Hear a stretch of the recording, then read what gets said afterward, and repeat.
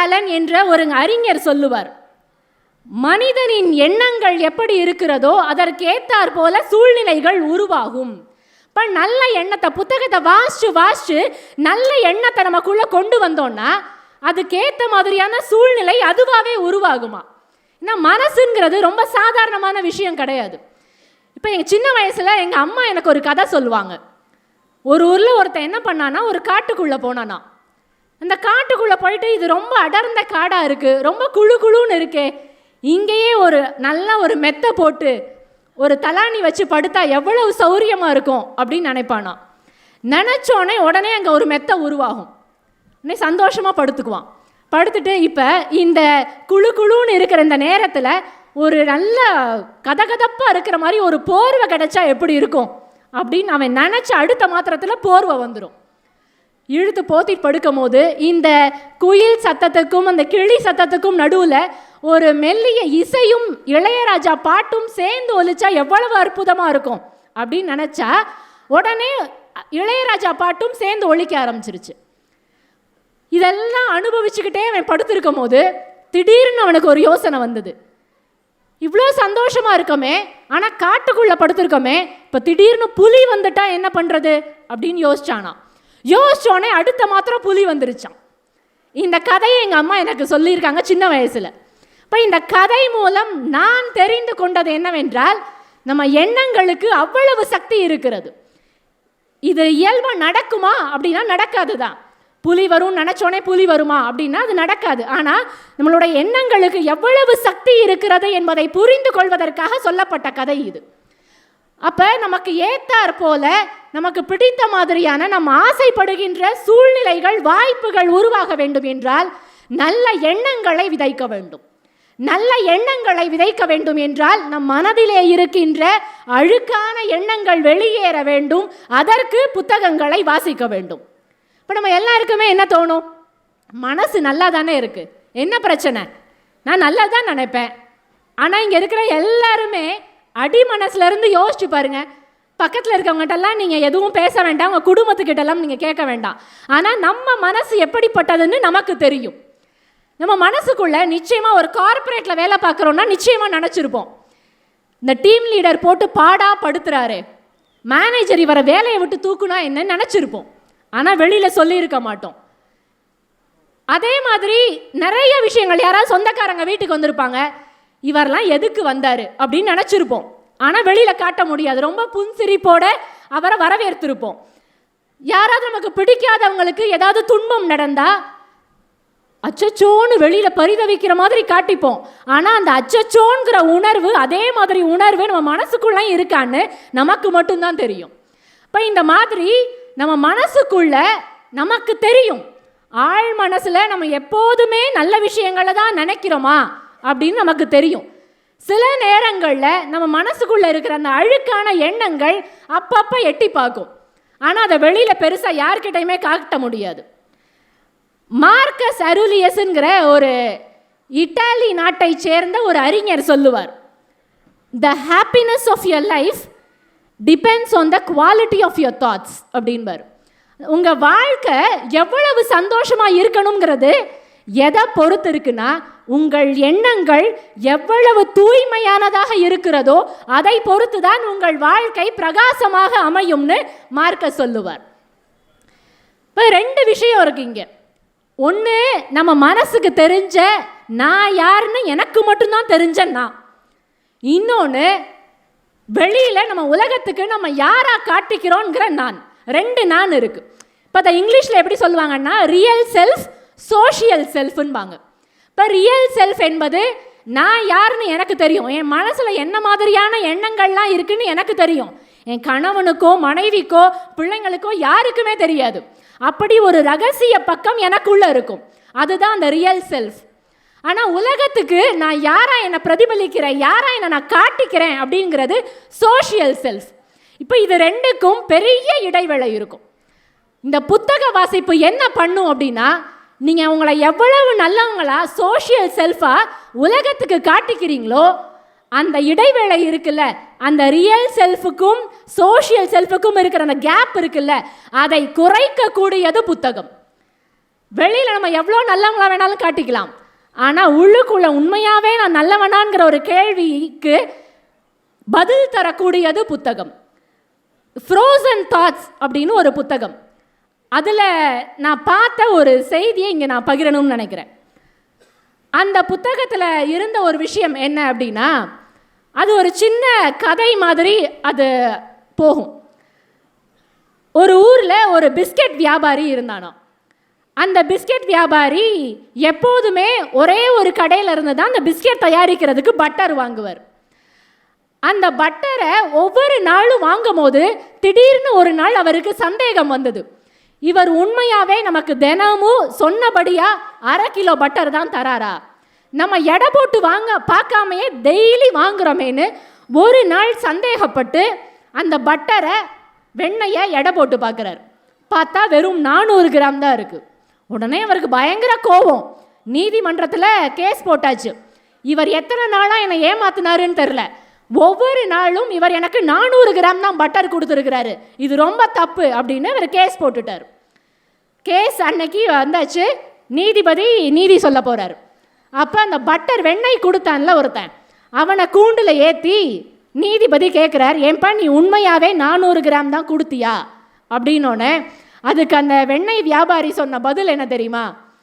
என் கடையில் எடைக்கல்லாம் இல்லை, நான் கொடுக்கறது 200 கிராமா 400 கிராமான்லாம் எனக்கு தெரியாது. ஆனால் நான் எப்படி அதை எடை பார்த்து கொடுக்குறேன் அப்படின்னா, அவர் பிஸ்கெட் தயாரிக்கிறாரு இல்லை, அதில் 1/2 கிலோ பிஸ்கெட் பாக்கெட்டை எடுத்து தான் நான் எடை போட்டு பட்டர் கொடுக்குறேன்னாராம். இங்கே இந்த விஷயத்தை வாசிச்சோன்னே ஒரு சுய உணர்வு வருது பார்த்தீங்களா? ஏன்னா நம்ம எல்லாருக்குமே நிறைய கம்ப்ளைண்ட்ஸ் இருக்கும். நம்ம எல்லாருமே எல்லாரையும் குறை சொல்லுவோம். அவன் ஏமாத்துறான், அவன் டிராஃபிக் ரூல்ஸை ஃபாலோ பண்ண மாட்டான், அவன் இப்படி பண்ணுறான், என்னை பற்றி பின்னாடி பேசுகிறான்னு எல்லாரையும் தப்பு சொல்லுவோம், எல்லாரும் ஏமாத்துறதா சொல்லுவோம். ஆனால் நாம் சரியாக இருக்கமாங்கிற ஒரு செல்ஃப் ரியலைசேஷன் வரணும்ல. அதுக்கு நம் சுயம் என்னவென்று நாம் தெரிந்து கொள்வதற்கு இது மாதிரியான புத்தகங்களை வாசிக்கும் பொழுது நமக்கு பெரிய தெளிவும் புரிதலும் ஏற்படுகிறது. அதே மாதிரி நான் சமீபத்தில் கேட்ட இன்னொரு கதையை நான் பதிவு செய்ய வேண்டும். இந்த கதையை கேட்டதுக்கு அப்புறமா இதை நான் வாசிக்கணும்னு நிறைய முயற்சி பண்ணி பார்த்தேன், ஆனால் இந்த புத்தகம் எனக்கு கிடைக்கல. சுகுணா திவாகர் என்பவர் எழுதிய இந்த கதை. அந்த கதையினுடைய பெயர் தனிமைப்படுத்தப்பட்ட பகுதி. இப்போ தனிமைப்படுத்தப்பட்ட பகுதி அப்படின்னோடனே நம்ம எல்லாருக்குமே என்ன ஞாபகத்துக்கு வரும்? இந்த கொரோனா டயத்தில் தனிமைப்படுத்தி வச்சுருந்த அந்த விஷயம்தான் ஞாபகத்துக்கு வரும். ஆனால் இந்த கதையில் சுகுணா திவாகர் தனிமைப்படுத்தப்பட்ட பகுதின்னு எதை சொல்கிறார் அப்படின்னா, அந்த கதையுடைய போக்க சொல்கிறேன், நமக்கே புரிஞ்சிடும். அந்த கதையில் 2 பேர், கதிரேசன் உமா, கணவன் மனைவி. இவங்க 2 பேருக்கும் ஒரு பையன் ராகேஷ். ஒரு நாள் காலையில் கதிரேசனும் உமாவும் எந்திரிக்கிறாங்க. எந்திரிக்கும் பொழுதே ராகேஷ் போர்வைக்குள்ளே ஃபோன் பார்த்துட்டு இருக்கான். அன்னைக்கெல்லாம் வீட்டில் லைட் எரியும், ரூமில் லைட் எரியும், இன்றைக்கெல்லாம் போர்வைக்குள்ளேயே லைட் எரியுது. இப்போ இந்த பையன் காலையில் விடிய காலையில் ஃபோன் பார்த்துட்ருக்கான். கதிரேசன் அப்பாவுக்கு ரொம்ப கோபம் வந்துடுது. இவன் என்னத்தை அப்படி பார்க்குறான்? ஏன்னா எல்லாருக்குமே அந்த கேள்வி இருக்கும்ல, பையன் ஃபோன் பார்த்துட்டே இருந்தா, பொண்ணு ஃபோன் பார்த்துட்டே இருந்தா, அப்படி அதில் என்னத்தை பார்க்குறாங்கன்னு நம்ம எல்லாருக்குமே கேள்வி இருக்கும். ஆனால் அதை டக்குன்னு கேட்டுற முடியாது. கேட்குறதுக்கான ஒரு பயமும் தயக்கமும் இன்றைக்கி எல்லா பெற்றோர்கள்ட்டையும் இருக்குது. ஏன்னா கேட்டால் எங்கள் பையன் எதிர்த்து பேசிடுவானோ, நம்மளுடைய சுயமரியாதைக்கு இழுக்கு வந்துருமோன்னு எல்லாரும் கேட்குறதுக்கான ஒரு சின்ன தயக்கம் இருக்குது. அதே மாதிரி கதிரேசனுக்கும் அதில் அந்த கதையில் தயக்கம். ராகேஷ் கிட்ட அவர் எதுவுமே கேட்கல.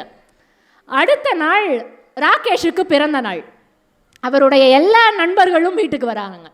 இப்போ இந்த காலத்தில் இருக்கிற மாதிரியே ராகேஷுடைய ஆண் நண்பர்கள், பெண் நண்பர்கள் எல்லாரும் வீட்டுக்கு வராங்க.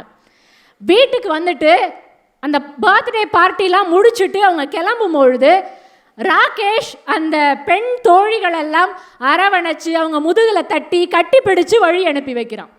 அவங்க அப்பாவுக்கு பார்த்தோன்னே திடுக்குன்னு இருக்கு. ஏன்னா இன்னைக்கு இருக்கிற மாடர்ன் பேரண்ட் மாதிரி நான் இருக்கணும் அப்படிங்கிறதுக்காக தான் பெண் நண்பர்களாக இருந்தாலும் பரவாயில்ல வீட்டுக்கு வர சொல்லுன்னு ராகேஷுடைய அப்பா சொன்னார். ஏன்னா யாரும் வீட்டுக்கு வரக்கூடாது, இதெல்லாம் செய்யக்கூடாதுன்னு சொன்னால் இன்றைக்கி பசங்க பூமர்னு சொல்லிட்டு விலகி போயிடுறாங்க. அதனால அப்பாக்கள் நான் தோழமையோடு இருக்கிறேன் என்பதை காட்டுவதற்காக அவங்களுக்கு எந்த சங்கடம் இருந்தாலும் அதை வெளியில் பெருசாக காட்டுறது கிடையாது. மாதிரி ராகேஷும் கட்டி பிடிச்சு அப்பா முன்னாடியே அந்த பெண்ணை கட்டி பிடிச்சு வழி அனுப்பி வைக்கிறான். உங்கள் அப்பாவுக்கு பயங்கர ஷாக்காக இருக்குது. உங்கள் அப்பா அப்போ தான் யோசிச்சு பார்க்குறாரு, இன்னைக்கு வரைக்கும் கூட நமக்கு 50 வயசு ஆகுது, இன்னைக்கு வரைக்கும் கூட நம்ம ஆஃபீஸில் யாராவது நம்ம கூட வேலை செய்கிற பெண் அதிகாரிகள் யாராவது நம்ம கிட்ட வந்து பேசுனா இன்னைக்கு வரைக்கும் கூட நமக்கு ஒரு பதட்டமும் கூச்சமும் வருது. இன்னைக்கு நிறைய ஆஃபீஸில் நடுத்தர வயதில் இருக்கிற எல்லா ஆண்களும் சந்திக்கக்கூடியது தான். ரொம்ப இயல்பாக பெண்கள் வந்து ஏதோ சார் இருந்தாங்க ஃபைலு அப்படின்னு சாதாரண விஷயத்தை அலுவலகம் சார்ந்த விஷயங்களை பேசும் பொழுது கூட ஆண்களுக்கு ஒரு தயக்கம் வருகிறது.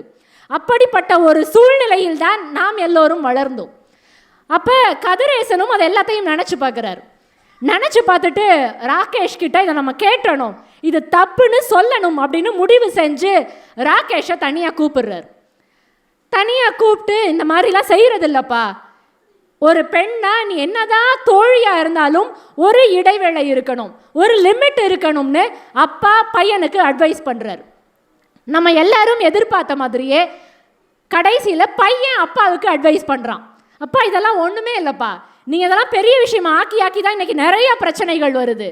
நாங்கள்லாம் கல்லூரியில் படிக்கிறோம், கல்லூரியில் எங்களுக்கு பிடித்த பெண்களோட நம்ம ரொம்ப சாதாரணமாக பழகுவோம், இதெல்லாம் பெருசுப்படுத்தாதீங்கப்பான்னு ராகேஷ் அப்பாவுக்கு அறிவுரை சொல்ல சொல்ல கதிரேசன் அந்த அப்பாவுக்கு தன்னுடைய கல்லூரி காலம் ஞாபகத்துக்கு வருது.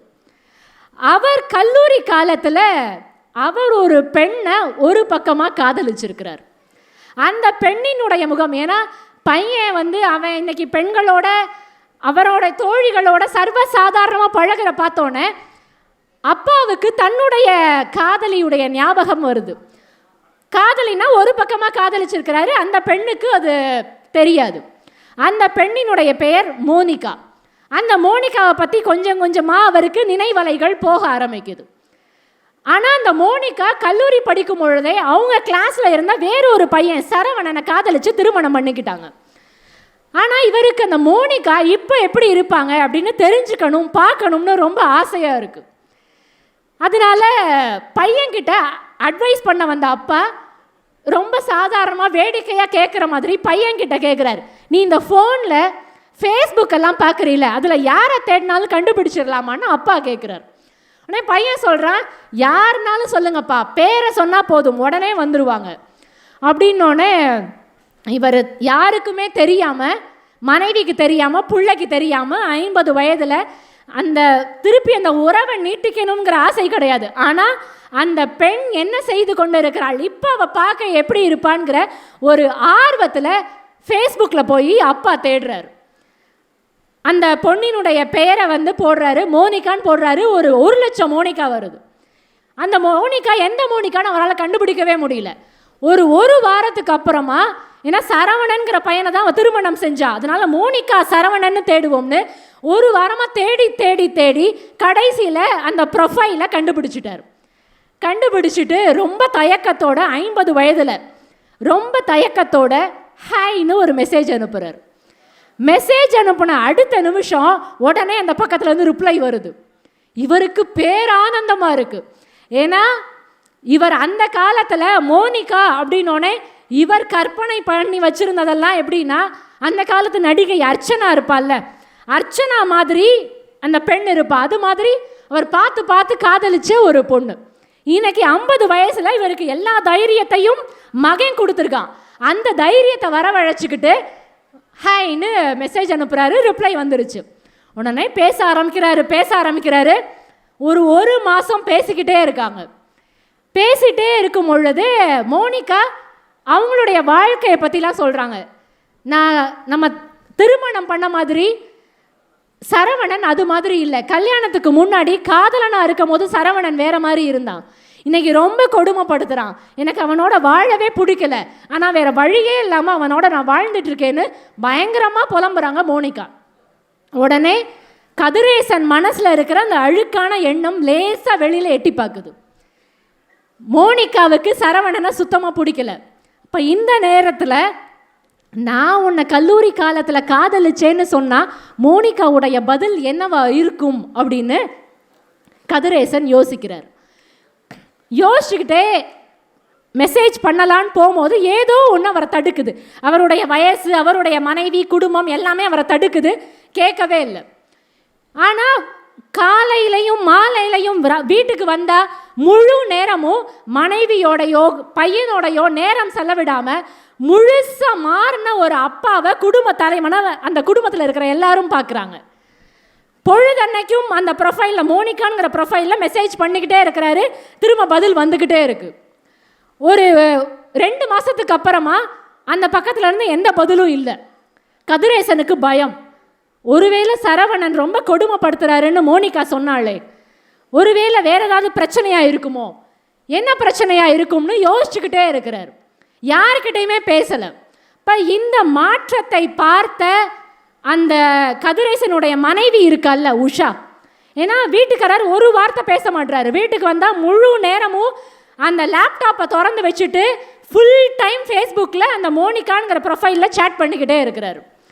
இப்போ உஷாவுக்கு பயங்கர வருத்தமாக இருக்குது. என்ன செய்கிறதுன்னு தெரியாமல் ஒரு மருத்துவர்கிட்ட கதிரேசனை கூட்டிகிட்டு போகிறாங்க. கூட்டிகிட்டு போய் ஒரு ஏன்னா வீட்டில் கேட்டு பார்த்தப்ப கதிரேசன் கிட்ட இருந்து எந்த பதிலும் வரல. அதெல்லாம் ஒன்றும் இல்லையே, அதெல்லாம் ஒன்றும் இல்லையே, நான் எப்பவும் போல தானே இருக்கேன்னு கதிரேசன் பதில் சொல்லிக்கிட்டே இருக்கிறாரு. அதனால ஒரு நாள் முடிவு பண்ணி ராகேஷ் வந்து அம்மாவுக்கு சொல்கிறான். ஏன்னா இன்னைக்கு காலத்தில் இருக்கிற பையன் என்ன பண்ணணும்னு பையனுக்கு தெரியுது. அதனால அம்மா, நம்ம அப்பாவுடைய திடீர் மாற்றத்துக்கு, ஏன்னா அவங்க என்ன பண்ணுறாருன்னு அவங்க அம்மாவுக்கு தெரியல, இந்த திடீர் மாற்றத்துக்கு காரணம் என்னன்னு தெரியல, அப்பா கிட்ட எதுவுமே சொல்லாமல் நம்ம அவரை ஒரு மனநல மருத்துவர்கிட்ட கூட்டிகிட்டு போகலான்னு உஷாவும் ராகேஷும் சேர்ந்து கதிரேசனை மருத்துவர்கிட்ட கூட்டிகிட்டு போகிறாங்க. ஒரு வாரம் ஒவ்வொரு நாளும் சாயங்காலம் அந்த சிட்டிங்னு சொல்லுவாங்கல்ல, அது மாதிரி அந்த மனநல மருத்துவர் பேசிக்கிட்டே இருக்கிறார் கதிரேசன் கிட்ட. பேசிக்கிட்டே இருந்ததுக்கப்புறமா ஒரு வாரம் கழித்து உண்மை என்னன்னு தெரியுது. மோனிகான்னு ஒரு பெண்கிட்ட இருந்து எந்த பதிலும் வரலை. அது முழுக்க முழுக்க கதிரேசனுடைய கற்பனை. இவரே ஒரு ப்ரொஃபைல்ல இருந்து அனுப்புகிறாரு. இவரே மோனிகான்னு இன்னொரு ஐடி வச்சு அந்த ப்ரொஃபைல்ல இருந்து பதில் அளிக்கிறார். இப்போ இது மாதிரியாகவே அவருடைய நடவடிக்கை எல்லாம் போய் கடைசியில் முத்தி போய் ஒரு மனநலம் பாதிக்கப்பட்ட அவர் எந்த ஆசையை கல்லூரி காலத்தில் தீர்த்துக்க முடியாமல் இருந்தாரோ அந்த அழுக்கு வெளியில் எட்டி பார்க்க அதுக்கு அவரே மருந்து போடுகிறார். இப்போ தனிமைப்படுத்தப்பட்ட பகுதின்னு சுகுணா திவாகர் எதை சொல்லி இருக்கிறார்கள்னு நம்ம எல்லாருக்குமே தெரிஞ்சிருக்கும். நம்ம எல்லாருக்குமே வெளியில் தெரிகிற மாதிரி இல்லை, மனசுக்குள்ளேயே தனிமைப்படுத்தப்பட்ட பகுதி ஒன்று இருக்குது. யாருக்குமே தெரியாது அந்த பகுதி, யாருமே பார்க்கல, யாருக்குமே தெரியாது நம்ம என்ன பண்ணுறோன்னு. வீட்டில் யாரும் இல்லை, ஒரு அறைக்குள்ளே நாம் தனியாக இருக்கும் பொழுது நாம் என்ன செய்கிறோங்கிற கேள்விக்கான பதிலில் நாம் என்னன்னு நமக்கு தெரிஞ்சிடும். அந்த ரியல் செல்ஃப்னு சொன்னேன்ல, அதுக்கான பதில் தான் இது. அப்போ தனிமைப்படுத்தப்பட்ட பகுதி ஒவ்வொருத்தர் மனசுக்குள்ளேயும் இருக்குது. அந்த பகுதியை நம்ம புத்தகத்தை வைத்து சரி செய்யவில்லை என்றால் ரொம்ப பெரிய கஷ்டம் நம்ம வாழ்க்கையில் நடக்கும். ஏன்னா இன்னைக்கு பிள்ளைங்களுக்கு நம்ம எல்லாருமே சொல்கிறது, அகாடமிக்ஸில் படிப்பில் எவ்வளவு முக்கியத்துவம் கொடுக்குறோமோ அது மாதிரி விளையாட்டுக்கும் முக்கியத்துவம் கொடுத்தா பிள்ளைகள் தடம் மாறுவதற்கான வாய்ப்பு மிக மிக குறைவுன்னு சொல்கிறாங்க. ஏன்னா படிப்பு போக மிச்சம் இருக்கிற நேரத்தில் எல்லாத்துலேயும் விளையாடணும்னு அந்த பிள்ளைக்கு எண்ணம் இருக்கும். செஸ்ஸோ கிரிக்கெட்டோ ஏதோ ஒரு விஷயம் விளையாடணுங்கிற எண்ணம் இருக்கும் பொழுது பிள்ளை தடம் மாறுவதற்கான வாய்ப்பு மிக குறைவு. அதே மாதிரி தான் நம்ம சும்மா இருக்கிற நேரத்தில், தனிமையில் இருக்கிற நேரத்தில் நம்ம ஒரு புத்தகத்தை எடுத்து வாசிக்கணும்னு முடிவு செஞ்சிட்டோம்னு வச்சுக்கோங்களேன், நமக்குள்ளே இருக்கிற அந்த தவறான எண்ணங்களுக்கு நாம் தீனி போடாமல் மிக சரியான பாதையில் நம்மால் நம்மை கொண்டு செலுத்த முடியும். சுகிசிவம் ஐயா ஒரு விஷயம் சொல்லுவார், எல்லாருக்குள்ளேயுமே ரெண்டு மனசு இருக்குது அப்படின்னு சொல்லுவார். அதாவது கருப்பு நாய் வெள்ளை நாயின்னு வச்சுக்கோங்களேன். இப்போ இந்த கருப்பு நாய் வெள்ளை நாய் ரெண்டுமே சண்டை போடுது. ஏதாவது ஒரு நாய் தான் ஜெயிக்கணும். இந்த கருப்பு நாயிங்கிறது கெட்ட எண்ணம்னு வச்சுக்கோங்க, வெள்ளை நாயிங்கிறது நல்ல எண்ணம்னு வச்சுக்கோங்க. இப்போ இந்த ரெண்டு நாயில் ஒரு நாய் தான் ஜெயிக்கணும்னா என்ன பண்ணலாம்? எந்த நாய் தோக்கணுமோ, எந்த நாய் இறக்கணுமோ, அதுக்கு நம்ம சாப்பாடு போடாமல் இருந்தால் அந்த நாய் இறந்து போயிடும். இப்போ மனசுக்குள்ளே இருக்கிற எண்ணங்களும் அப்படிதான். கெட்ட எண்ணமும் இருக்கும், நல்ல எண்ணமும் இருக்கும். அந்த நல்ல எண்ணத்துக்கு அந்த நல்ல எண்ணத்துக்கு மட்டும் புத்தகத்தை வாசித்து வாசித்து அதுக்கு மட்டுமே தீனி போட்டோம்னா அந்த நல்ல எண்ணத்துக்கு நம்ம போடுற சாப்பாடு தான் புத்தகம். அதை மட்டுமே செஞ்சுட்டே இருந்தோம்னாலே நல்ல எண்ணம் வளர்ந்து கொண்டே போகும். நமக்கே தெரியாமல் அந்த கெட்ட எண்ணமும் அழுக்கும் நம்மை விட்டு நீங்கும். வாரியார் சுவாமிகள் சொல்லுவார், புத்தகம்ங்கிறது ஒரு சோப்பு மாதிரின்னு ரொம்ப எளிமையாக சொல்லுவார். அந்த சோப்பு எப்படி குளிச்சா அழுக்கெல்லாம் போகுதோ, தேய்க்க தேய்க்க அழுக்கெல்லாம் வெளியில் போகுதோ, புத்தகமும் நம்ம வாசிக்க வாசிக்க அழுக்கெல்லாம் வெளியில் போயிடும். இப்போ வாசிக்கணும் அப்படின்னா நான் எல்லாருக்குமே சொல்கிறது, உங்களுடைய தாய்மொழியில் வாசிக்க வேண்டும். ஏன்னா தமிழில் வாசிக்க வேண்டும் என்று சொல்வதை விட தாய்மொழியில், அவரவருடைய தாய்மொழி என்னவோ அதில் வாசிக்க வேண்டும். நம்ம எல்லாருமே இன்னைக்கு இருக்கிற எல்லாருக்குமே இருக்கிற பெரிய பிரச்சனை எது அப்படின்னு கேட்டால் ஸ்ட்ரெஸ்ஸு தான், மன அழுத்தம். அந்த மன அழுத்தம் ஏன் வருதுன்னா அதுக்கு ரொம்ப ரொம்ப முக்கியமான காரணம் மனசில் நினச்சதை வெளியில் பேச முடியலை. எல்லாருமே ஒரு முகமூடி போட்டுக்க வேண்டியதாக இருக்குது. 300 கிரெடிட் கார்டு விற்கணும்னு மேனேஜர் சொன்னால் 300 கிரெடிட் கார்டெலாம் விற்க முடியுமா? கொஞ்சமாவது பொருந்துற மாதிரி டார்கெட் கொடுங்கன்னு டக்குன்னு எதிர்த்து பேசணும்னு தோணும். ஆனால் பேச முடியல.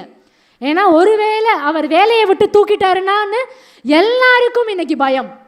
தன்மானத்தோடு பணிவோடு வாழ்ந்த தமிழன் இன்னைக்கு கொஞ்சம் திசை மாறி அந்த பணிவோடு வாழாமல் குனிவோடு வாழ்ந்து கொண்டிருக்கிறான்.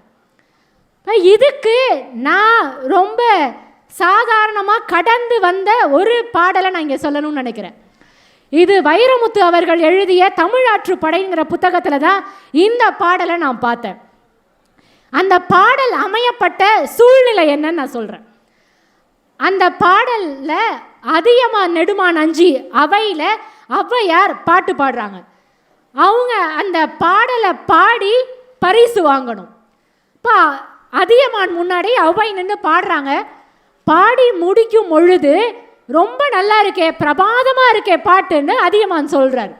சொல்லிட்டு அந்த பரிசு இருக்குல்ல, பொன்முடியை எடுத்து ஔவை கையில் கொடுக்கணும். கொடுக்கறதுக்கு கொஞ்சம் தாமதமாகுது. தாமதமானோடனே ஔவை கொஞ்சம் கூட யோசிக்கலை. டக்குன்னு காலினம் கலனே சுருக்கினம் கலப்பை எத்து செலினும் மத்து சோரே அப்படின்னு டக்குன்னு கிளம்பிக்கிட்டாங்களாம். நீ இந்த பொன்முடியை கொடுக்கறதுக்காக நான் காத்திருக்கல, எனக்கு திறமை இருக்கு, என்னால் பாட முடியும், எந்த பக்கம் போனாலும் எத்து செலினும் அங்கே போனாலும் எங்கே போனாலும் எனக்கு சோறு கிடைக்கும்னு அவ்வளவு செருக்கோடு கிளம்பிய அந்த ஔவை அவ்வளவு நாள் நான் தெரிந்து வைத்திருந்தது ஔவை ஞானக்கிழவி என்றுதான் நான் தெரிந்து வைத்திருந்தேன். இந்த விஷயத்தை படித்ததுக்கு அப்புறம் தான் எனக்கு புரிந்தது ஔவை ஞானக்கிழவி மட்டுமல்ல, அவள் மானக்கிழவி என்று. ஏன்னா ஒரு சின்ன உதாரணம் என்னென்னா, எங்கள் வீட்டில் எனக்கு 6 மாத குழந்தை இருக்குது. அந்த குழந்தைய பார்த்துக்கிறதுக்காக நான் ஒரு அம்மாவை கூடவே வச்சுருக்கேன். அந்த அம்மா காலையில் 7 மணிக்கு வருவாங்க, சாயங்காலமாக 6 மணிக்கு போவாங்க. அந்த அம்மா அவ்வளவு நல்ல குழந்தைய பார்த்துக்குவாங்க. அந்த குழந்தை சாப்பிட மாட்டேங்குது, தூங்க மாட்டேதுன்னா கூட நம்ம சரி அவ்வளோதான் 4 வாய் தான் வாங்குச்சுன்னு கூட நான் தொட்டியில் போட்டு நம்ம ஆட்டிடுவோம். ஆனால் அந்த அம்மாவுக்கு ஒரு 60 வயசு இருக்கும். சாப்பிட மாட்டேங்குதுன்னா அந்த குழந்தைக்கு புரியுதோ இல்லையோ கதையெல்லாம் சொல்லி பாட்டெல்லாம் பாடி இடுப்பில் தூக்கி வச்சு கீழே போய் அந்த குழந்தைக்கு அந்த சோறை ஊட்டிட்டு தான் திரும்ப மேலே எங்கள் வீட்டுக்குள்ளே வருவாங்க. ஒரு நாள் காலையில் அவங்க 7 மணிக்கு வராமல், நான் வேலைக்கு கிளம்பணும், அவங்க 7 மணிக்கு வராமல் 7:30 மணிக்கு வந்தாங்க. டக்குன்னு எனக்கு கோபம் வந்தது. ஏன்னா அங்கே போய் நம்ம தான் திட்டு வாங்கணும். அங்கே போய் வீட்டில் வந்து வேலை செய்கிற அம்மா லேட்டாக வந்துட்டாங்க, அதனால நான் லேட்டுன்னு போய் சொல்ல முடியாது. அதனால திட்டணும்னு தோணுச்சு. திட்டணும்னு தோணும் பொழுது டக்குன்னு எனக்கு ஔவையுடைய இந்த பாட்டு தான் ஞாபகத்துக்கு வந்தது. ஏன்னா அந்த அம்மா ரொம்ப நல்ல குழந்தைய பார்த்துக்கிறாங்க. ஒரு நாள் டக்குன்னு நான் சுருக்குன்னு பேசிட்டு, என்னம்மா 7 மணிக்கு வர சொன்னால் 7:30 மணிக்கு வரீங்கன்னு நான் கேட்டதுக்கப்புறமா நான் வேலைக்கு வரலாமான்னு நம்ம வேலையை விட்டு நின்றுக்கிட்டாங்கன்னா என்னோட நிலைமை என்ன ஆகும்? அப்போ அந்த அம்மா கிட்ட நான் ரொம்ப பாசமாக பணிவாக, அம்மா கொஞ்சம் சீக்கிரம் வாங்கலேம்மா நாளையிலிருந்துன்னு ரொம்ப பணிவோடு சொன்னேன். இப்போ ஏன் இந்த விஷயத்தை இங்கே பதிவு பண்ணுறேன்னா, நம்ம எல்லாருமே திறமையை வளர்த்துக்கிட்டா போதும். ஒருவேளை வேலையை விட்டு தூக்கிடுவாங்களோ, ஒருவேளை நமக்கு ப்ரொமோஷன் கிடைக்காதோ, ஒருவேளை இன்க்ரிமெண்ட் கிடைக்காதோன்னு இன்றைக்கி எல்லா தமிழர்களும் அந்த தன்மானத்தை விட்டு குனிந்து குனிந்து வாழ்ந்து கொண்டு இருக்கிறோம். ரொம்ப ஈஸியாக அந்த திறமையை வளர்த்துக்கிட்டாலே போதும். நம்ம மேனேஜர் நம்மளை வேலையை விட்டு தூக்குறதுக்கு அவர் பயப்படணும்.